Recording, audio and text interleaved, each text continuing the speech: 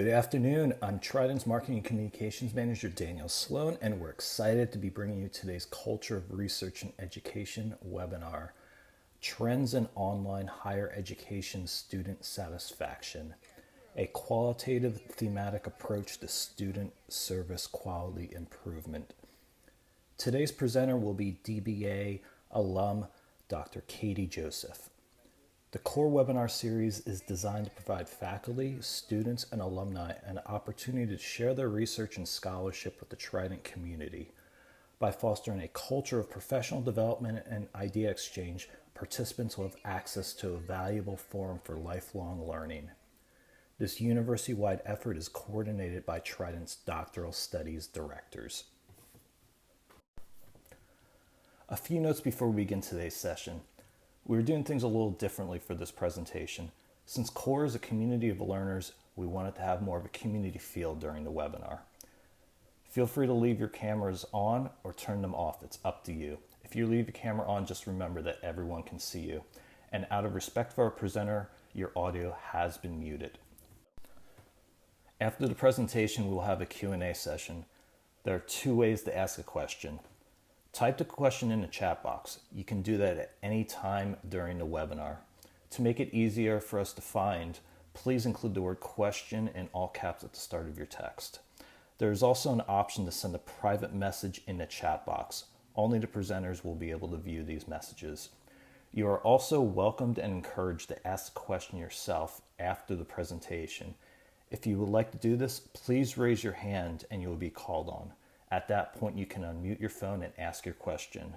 And just a reminder, please be professional and respectful to everyone present at all times. Otherwise, you will be asked to leave. This webinar will be recorded and all attendees will receive a link to this webinar and a copy of the slides next week. Our host today will be Dr. Indira Guzman. She's the Doctoral Studies Director in the Glenn R. Jones College of Business and a Professor of IT Management. She's been a faculty member and dissertation mentor at Trident since 2006.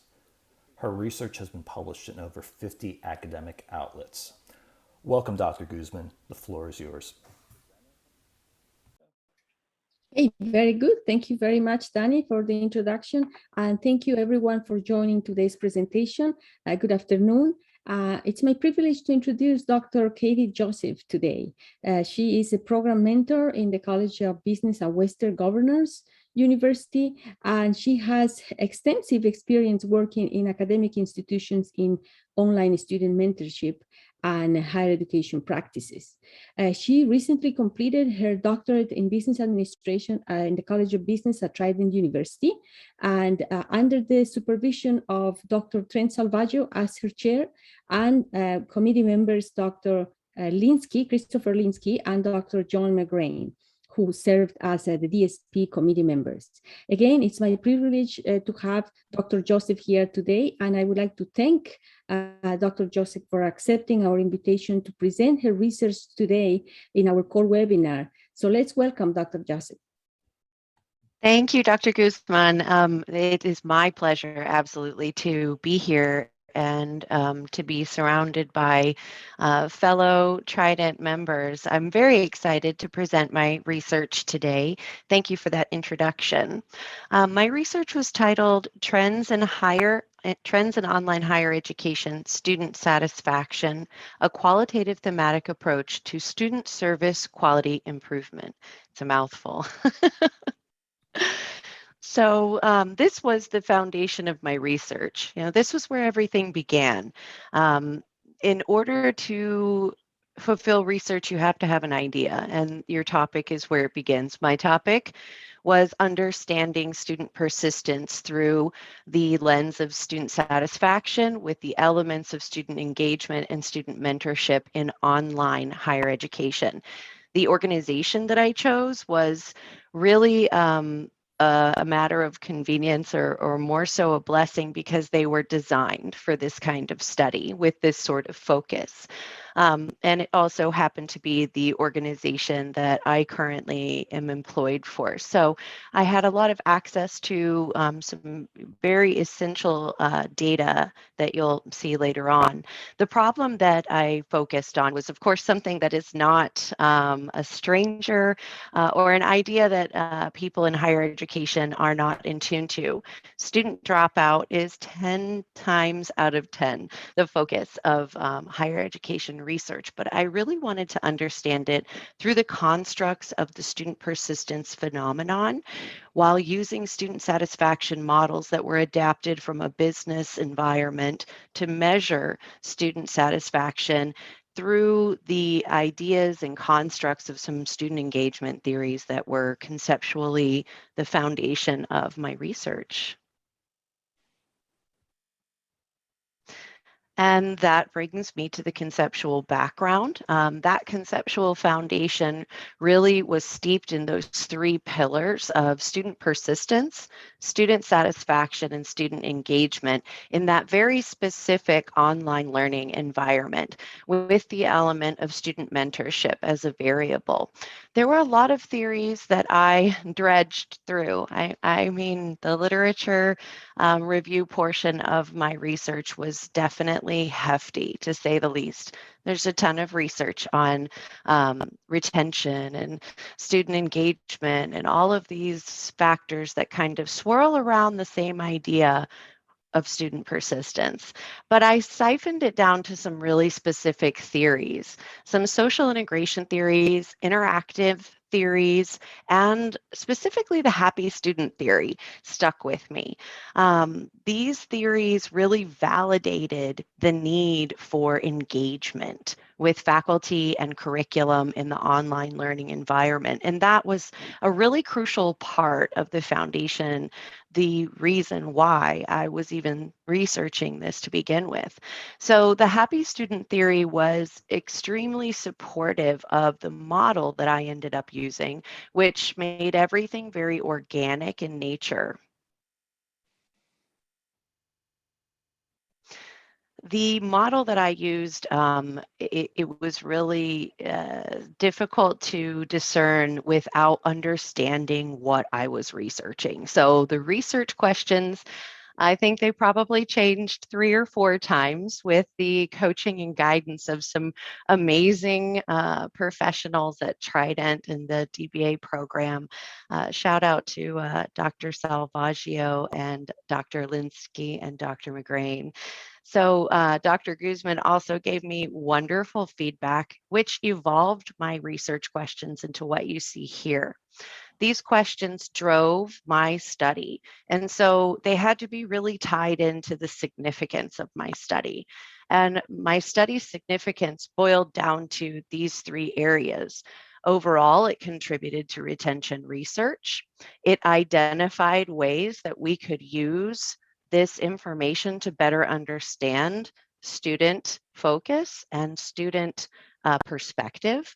And it also aligned to, at the end of the day, this is a business study, right? So we are boiling it down to it's part of the revenue stream. So the significance ties to the research questions and wanting to understand how student satisfaction can be increased in an online environment and how that affects retention rates and what strategies we can employ moving forward to have a positive influence in that regard. The theoretical foundations were very much constructed out of the conceptual background, that really deep literary dive, understanding the theories and the current environment around student retention, and understanding how and what elements allowed me to flip that focus from retention to persistence. The student persistence phenomenon was absolutely foundational to being able to make that perspective shift, which was integral to the path of my research. It allowed me to better approach and understand the information that I was capturing as experiential data. And that also helped me to better understand which kind of models, how I wanted to even approach the process of collecting and analyzing this data. So that's where I was able to connect the happy student theory with the business service quality model, and utilize that standard as my analysis standard to better understand my data. And the engagement theory was very important to making sure that I was on the right path. When I was looking at my data, making sure that I was hearkening back to that conceptual background that was foundational, was very important in the pathway to understanding the data. So to understand the data, we have to get to where we can measure it. And this is actually an area where I flip-flopped a little bit in my process. And it felt very organic because I had to kind of find my way through all of these various options. And, research methods and designs are vast. It's infinite. There's so many options. But if you really go back to the foundations of your study, what is driving your study? What questions are you trying to answer? What is foundational? Then it's easier to narrow down what method and design is going to be very effective for you. And that's basically the process I employed with the help of my DBA mentorship through my chair committee. So I arrived at a qualitative approach, and I performed a thematic analysis of student feedback through some instruments that I designed myself for primary collection. And I utilized that phenomenological descriptive design in order to more organically apply my inductive coding, and the abundance of data and codes that I was able to produce really made for triangulation of data an easy process, which allowed everything to align very well in terms of discovering the purpose behind my research and answering those research questions that were at the center of my study. So my population was quite large with an online learning institution. Their overall attendance population was in the tens of thousands. I definitely was not trying to analyze that much data significantly because the time would be huge. The time factor would be huge with that much data to analyze. So I narrowed it down to two really significant pots. I wanted to understand students who had been through the process and persisted to the end. That's where the primary data came in. The 20 graduates who responded to my 2 instruments that were sent out via email, those were in the SERVQUAL standard style. They provided me with about 300 comments total as a primary data source. My secondary source, which needed to be more representative of my current student population, so students who hadn't persisted to the end, students who were not yet graduates, those came from a secondary source, which the university provided to me in 3 spreadsheets that provided me information in 3 different areas of student satisfaction that they analyzed for their own internal instruments. With this amount of data, I had about 600 comments to start coding.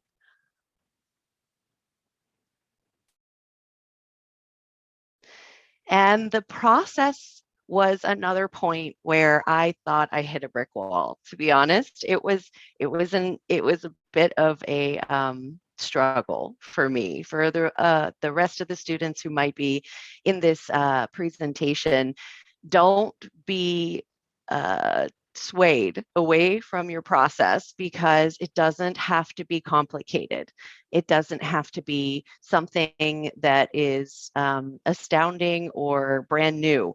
I was really excited when I stumbled upon the 6 phases of thematic analysis by Braun and Clark, and that gave me an analysis process that I could understand, that was not overly complex, and that I could actually implement. So I started with these 6 stages, and stage 1 was really all about data familiarization. Stage 2 established my level 1 inductive coding guidelines. And stage 3 was where I started to really code specifically for themes. Stage 4 was the fun part. I got to review and kind of funnel down all of this information. And stage 5 was where I really got excited because there were things that were definable. And stage 6 was putting it all together. And I'll give you a little bit more information into that process in the next slide. So starting from stage 1, we really want to clean our data. If we're going to use something like Deduce or another software that codes for you or allows you to code, you want to make sure that your spreadsheets or your documents are free of any kind of excess junk, spaces or excess punctuation that can really kind of gum up the works. And then you want to have a way of sorting your data that makes sense. Alphanumerical identification made the most sense for me. It didn't have to be magical, so simple was the way to go. Then I loaded everything up into Deduce, and I started triangulating all of my sources that you see here. The thematic 6-step process or thematic analysis 6-step process that I adapted from Braun and Clark began with a level 1 descriptive code set.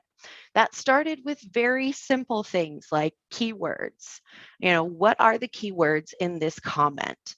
What kind of language is it using? What's the tone of the comment? What is the main idea? And that I didn't even have to come up with on my own. On the shoulders of giants. That's what we do in doctoral research. So that descriptive code set was a wonderful discovery from Guest, McQueen, and NAMI. Now, during the phase 1 analysis process, I also ran a keyword frequency analysis. So I performed this in stage 1 or phase 1 to establish subsets of the keyword code set because it was getting huge. And that's really where I started to funnel things down into themes through data immersion in phases 2 and 3. And I was able to discover themes across all 5 sets. So let's have a look at those themes. These are all of the themes that I discovered. I discovered 5 themes across all of the sets of data triangulated against one another using the software system Deduce. You can see here the themes are in the dark blue and the code groups are in the light bluish gray color there. And it makes it a lot easier to understand how the thematic process works because I don't know about you, but when I started, I really didn't understand what exactly I was doing until I went through the process. And I immersed myself in the data over and over and over again. It was probably the longest portion of my research project. But when I was able to start to group some of these codes, that's when I started to understand the thematic analysis and the emergence of these themes. So let's dig into these themes a little bit more. I had 5 themes that I discovered, and in the explanation of my findings, I discussed theme 1, which was quite robust with 540 comments total. This revolved around points of engagement, and points of engagement were really important to hearkening back to the foundation of the concepts that drove my research. So there were various points of engagement that you see here that I grouped together under that subset. And that helped me to address parts of my research question number 1 that really showed that among satisfied recipients of or respondents to the survey, all of these points of engagement were critical to their experience and helping them persist. So this is from our graduate group and from our student population responses. Let's see theme 2.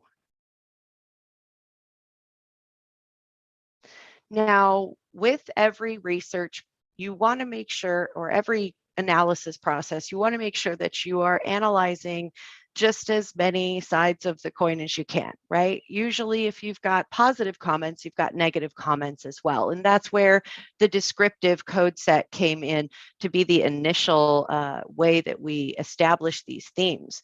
So through tone, I was able to distinguish positive and negative comments. These negative comments really actually showed a connection to the need to address research question number 1. Both satisfied and unsatisfied respondents were talking about the same things. And so it's really important to show the different variables that were at play when distinguishing these themes. Let's see theme number 3. Theme number 3 was another of my large categories that really drove my recommendations that you'll see later on. Satisfaction and mentoring and support. This was integral as a factor of connection when talking about the social integration and interactivity and engagement theories that contributed to a happier, satisfied student, i.e. a student who persists. And this is really important because it shows the need for that human connection and addresses the correlation between student satisfaction and university support services. Theme number 4 is connected to that career, that driver. Why are you in this program in the first place? Why are you seeking this degree?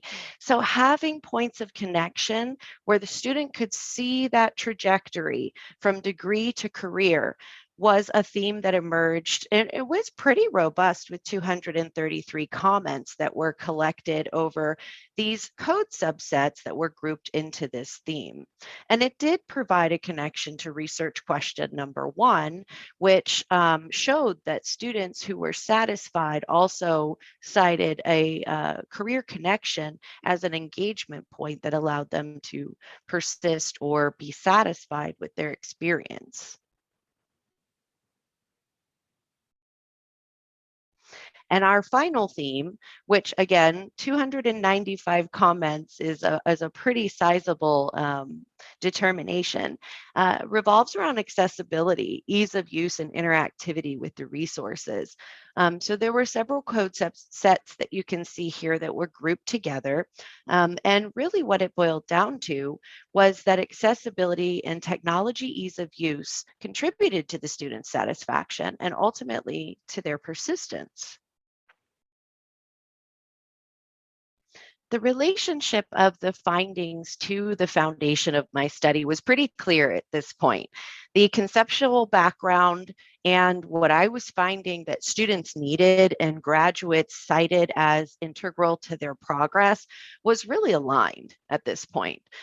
So all of my findings aligned with my theories. The use of the SERVQUAL model with the satisfaction Likert scale and allowing students to provide free-form responses really allowed me to link elements of student satisfaction to engagement and overall persistence. These findings were really integral to understanding how to use student feedback as data to drive student-centric retention strategies. So this is a better visualization of how all 5 themes really connected to the research questions. You can see here under research question 1, we've got the connections between themes 1 through 5. And research question 2 is connected through understanding how qualitative feedback can provide those better understandings of how to drive student success in a student-centric model. So now we find ourselves at our study implications. So we've done all of this research, we put in these hours, we've got these themes and we think we understand what they mean, but how do they really relate to the current environment of student retention in higher education, specifically within the online delivery model? So in the areas of student persistence, I found that themes 1 and 3 implied the value of interactivity, that social engagement, having resources that even mimicked that if it wasn't available in a live delivery. And having that human support, having someone to talk to, having someone to instruct you, having staff to support you. The theme 2 also implied that the absence of all of these things was a negative impact on the student's experience.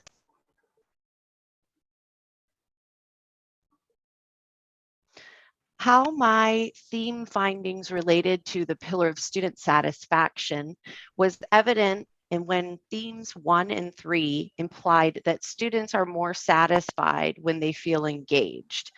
Obviously, the flip side of that coin is that theme 2 showed students who didn't have that level of engagement were not very satisfied. And theme 4 implied that students who had career connections to their education were more satisfied. Theme 5 implied that accessibility led to more satisfaction. My findings related to student engagement in these ways. Themes 1 and 3 implied that students who were engaged in their organization were working with student support, were partaking in social engaging resources. They were much more tuned in to where they wanted to go with their program and essentially persisted much more on their own. In theme 2, we see the flip side of that, right? The feelings of disengagement, the feelings of disenfranchisement that come from not having those points of engagement. In theme 4, we see that obvious connection again. If we are there because we want a career change, then we need to see the career in the education. And so that's a point of engagement that theme 4 highlighted. And theme 5 implied that technology needs to be accessible for students to want to engage or be able to engage. So my findings were implicative of quite a few recommendations that I was excited to put forth around 5 focus areas: mentoring communication, interactive resources, course instruction, career connectivity, and ease of use with technology and accessibility. I believe that all of these areas contribute to student persistence, student satisfaction, and ultimately student engagement in online higher education. And my study revealed that using student feedback and graduate feedback to discover resources and processes to support quality improvement can contribute to a student-centric retention model. So the practical recommendations, these were the amazing conclusions of my research, and I was so excited to kind of wrap it all up in this beautiful bow. The centerpiece of this was the human factor. So you could never get away from the need to connect with another human being. So emphasizing that human factor was evident as a need in the research. It was evident as a contributor to success in the research. Therefore, it is an obvious recommendation that this university and this kind of learning model or learning environment should focus on human connections. Again, human connections, but in a more specific format. So mentoring, support, and communication, while it is existent in this model for education already within this organization, there are a lot of different ways that it can be done. And so these are some recommendations for how to pair and communicate with the mentor-mentee relationship So these recommendations were shown through the research data to improve the student satisfaction and overall student persistence.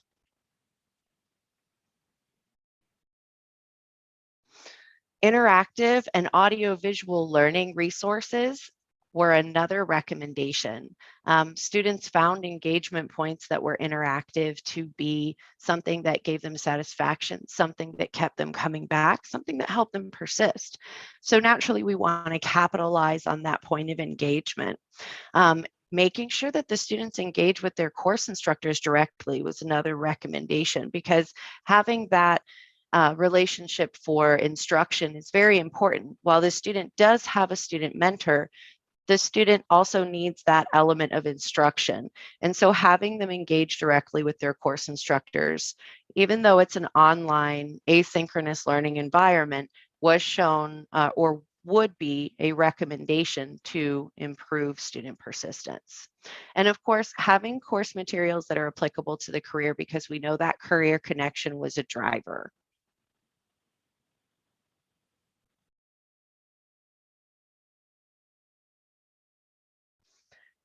Again, technology access is important to making sure that students persist and have the ability to engage. Making sure that points of access are easy, like having a mobile app, was another recommendation that I made.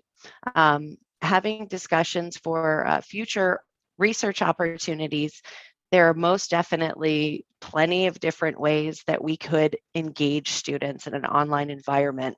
And I would love to hear any insight from anyone here at this meeting today about any comments related to these findings.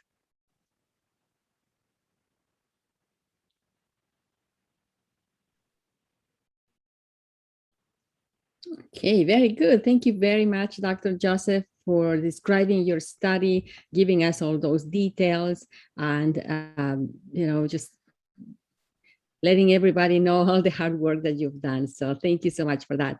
Let's begin the discussion. I would like to see if students have questions or comments, or I see also we have some of our own faculty here. Yeah, we do have a few questions already, but we'll start with our first verbal question. Dr. Del Hierro, would you like to ask your question? A Zoom meeting. Yeah, Dr. Johnson, excellent work. It's not mandatory, but I said I missed it. It started 30 minutes ago. Okay. Yeah, sorry about that. I enjoyed the presentation. Thank you. What was the I'm actually interested in knowing what was the response from your institution with your recommendations? Was there was there an action plan, and where are you at with implementing your recommendations? That's a really awesome question, because I am still in the process of working with my organization to develop an action plan. They actually really openly accepted my recommendations. And the great thing about research is you're not the only person who has these ideas, and sharing them is what promotes better outcomes. And so by sharing my research outcomes, I was able to discover that these were already kind of ideas that they were looking into, ideas that they were researching. And so now I am working with my organization to develop an action plan. And, in higher education, it's like a freighter ship. Things can tend to move a little slowly, but I am excited about getting into these first steps of working toward applying these recommendations. So thank you for that question. Yeah, that's excellent. I feel your pain, and I know it well. So kudos to you. You've done a great job. Thank you very much. I appreciate that. Great, thank you. And a reminder, if you want to verbalize a question, you're more than welcome to just raise your hand, send me a message just so we can do it in an organized fashion. But next question for you, Dr. Joseph. At what stage of the DSP program did you get your mentors, and did you choose the mentors yourself? Actually, yes, I did choose my committee, myself, every student's given the opportunity to choose their committee members and choose their committee chair. And so you will have that opportunity.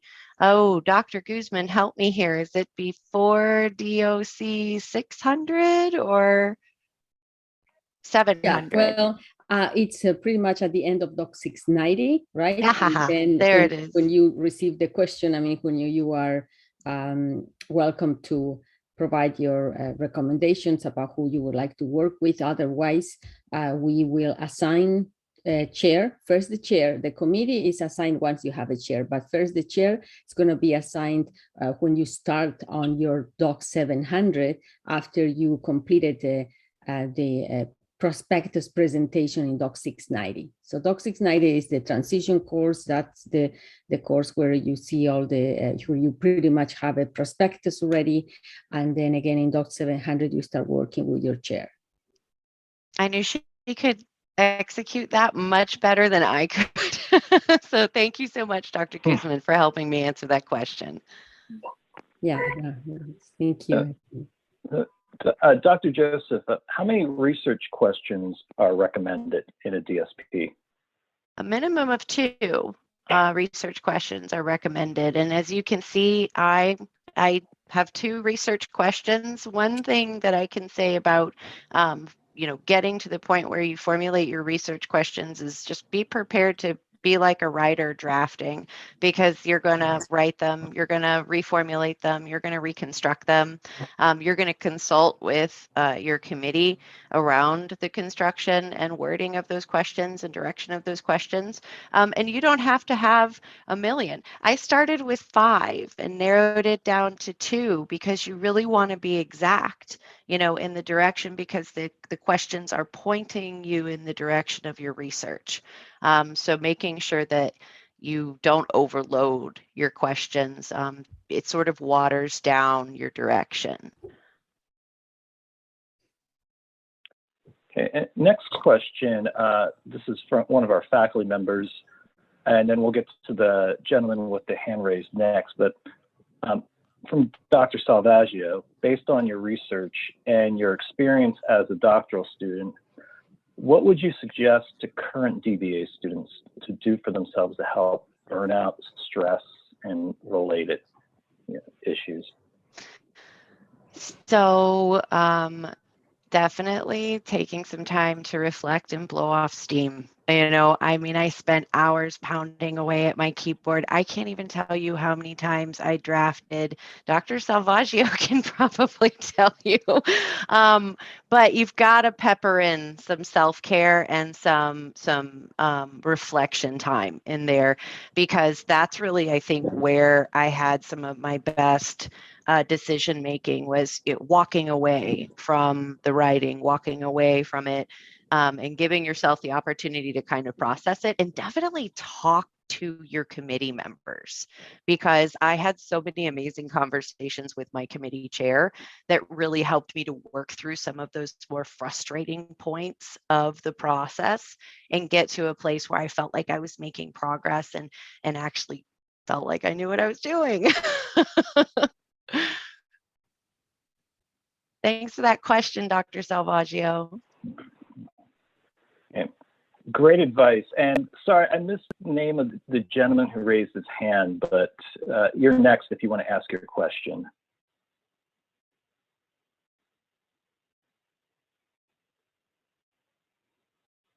Looks like, yeah, it looks like here he is. Floor is yours. I'm sorry, female. Sorry about that. The lighting. That's okay. That's okay. Shout out to our healthcare workers. My son is actually admitted in a hospital right now, so I'm kind of listening in and at the same time. But my question is, how did you get to?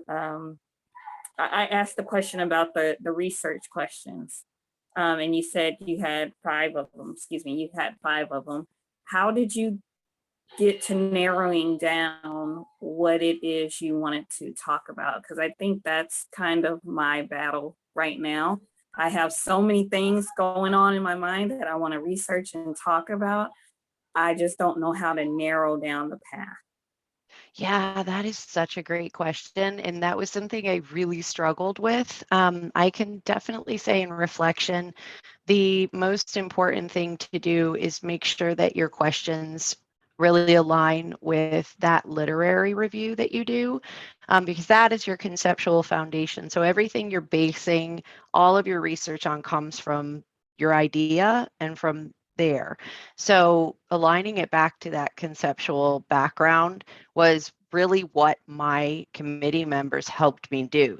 Especially Dr. Salvaggio and Dr. Guzman were integral in helping me to understand that maybe I was kind of overdoing it in the beginning, because I was writing down everything I wanted to research, right? Everything I wanted to understand, and boiling it down to some very fine points was what my committee and my chair member and my DBA support helped me to do. To be honest with you, I can't take credit for completely understanding how I was able to boil it down to those finer points, but I did it through help and support and discussion with my DBA support, and they helped me to understand, what am I really asking with these questions? What am I driving at? What is the core what am I trying to get at, right? And so I think that the most important thing in my process was discussing with people who had been through the process before and who understood, how to get me from all of these abstract ideas down to this fine point where I can actually research it. I hope I was able to answer your question. Yes, ma'am. Thank you. That was really good. No, you're welcome. Thank you so much for coming. You're welcome. And you don't mind, can I add something? Danny? Okay, so I just wanted to add that Dr. Joseph mentioned exactly what is needed for the research question, but definitely think about, you want answerable research questions. Are you able to answer them? Because otherwise you start and it's like, and then it's too much. So we want to have a manageable scope. And also you will go back and forth, always combining, alignment is really important, going, looking into research questions and the data that you will collect, the instruments, and again, those, the problem statement. So you want to make sure that it's all connected and aligned. And that's why it's going to be an iteration. It's going to require multiple times, multiple revisions, and that's fine. So you just be prepared for that. But at the same time, again, keep thinking on something that it's doable and that you can answer your questions, and then it's connected with your theory and the research site, right? I mean, you see which type of data you will be able to collect that will help you answer those research questions. So just that emphasis, but it's a great question. And I would also recommend everyone to watch the core webinar on how to formulate research question that was recorded early this year. And that's, I think, a good webinar that when you are at that stage, you should watch, because we also had some examples from our graduates. So thanks for the question again. Awesome. Yeah, Thank you so much. Yeah, and we'll send that link around to everyone when we send this recording around as well, because she's right, it is a very valuable resource.